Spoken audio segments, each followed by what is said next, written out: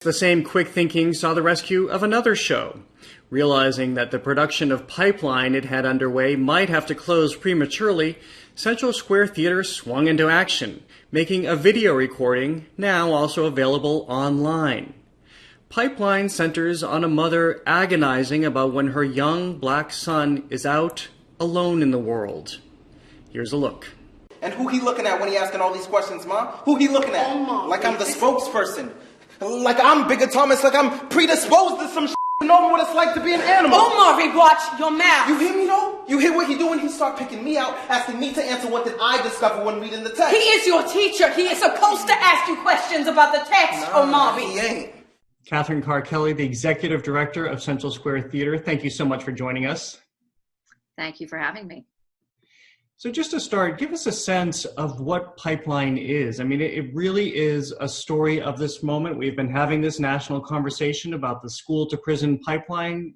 Talk to me about that and what direction the play takes us. Sure. So as much as I hate to talk about another crisis, it really is a national crisis, the school to prison pipeline. Black students are 3.5 times more likely to get suspended or expelled from school. Oftentimes, whatever that infraction was can lead to prison or juvenile detention.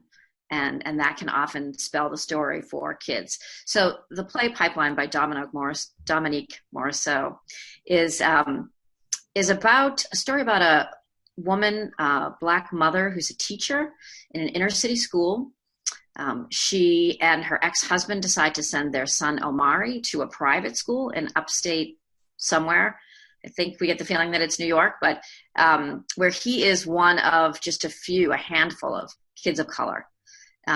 So it's setting up for a very difficult situation. He was upset, said he was having a bad day. A bad day. He felt harassed by the teacher, more so than the other students. He felt targeted and wasn't in the mood for any of it.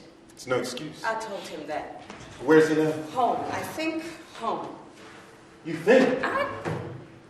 Yes. I left him at home. He is suspended. First of all, I want to ask about the mother here. I think that anyone who's a parent, and anyone, frankly, who isn't a parent, is going to identify with the concern that she has about having her young son, who is a person of color, just out in the world, simply out in the world, and what happens to him when she can't be there, which most parents can't be there for most of the time when their kids get to be teenagers. One of the important things about this play is it helps people understand it in a strong emotional way. I mean, we definitely heard from a lot of patrons who saw the play prior to it going dark that this hit them in the heart.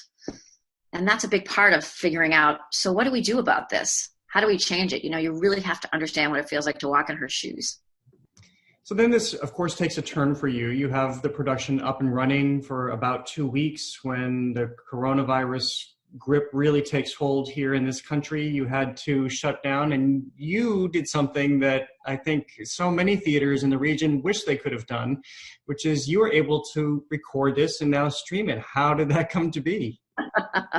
Well, you know, I think it was some forward thinking and some luck, honestly. So we happen to be next door to CCTV, Cambridge Community Television. So once we realized we would have to shut down, we called them. They got a crew over to do a 2-camera shoot, and they did the shoot the very last performance. So it's a great performance. It's very emotional, actually, for the actors too, knowing that they were cutting this short. It was their last time to be on stage and really be telling a story that's deeply important to them as well. So that was great. I think I'm in love with you. I think I'm leaving. Challenging because they didn't actually get a chance to, typically, as you know, in the shoot, they watch the play, they read it. There's a lot of prep work to do a shoot. They had none of that. So we were lucky. We were able to edit it. And then I'll say that, the unions, we work with a lot of unions in professional theater, and they've all come together, I would say, really thoughtfully and as quickly as they can move as large unions to give us permission to move forward with streaming. I was also struck by, I didn't Okay, true confession here. I didn't necessarily expect it to work. I'm so used to being in the theater and having to watch something on your stage, which I know so well, to have to watch from the remove of a screen. I didn't have high expectations, I guess, honestly, but I was struck by how much it actually does work. My Oldsmobile hasn't failed me yet. It's like having an ugly, faithful husband. Nobody wants him but me, and that's good for us. You know, it's true. It's not live theater, and it's not going to replace live theater.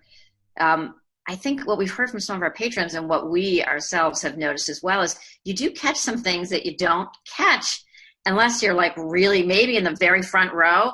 I mean, there are times that when the actor playing Omari, he's actually crying, and I hadn't really caught that.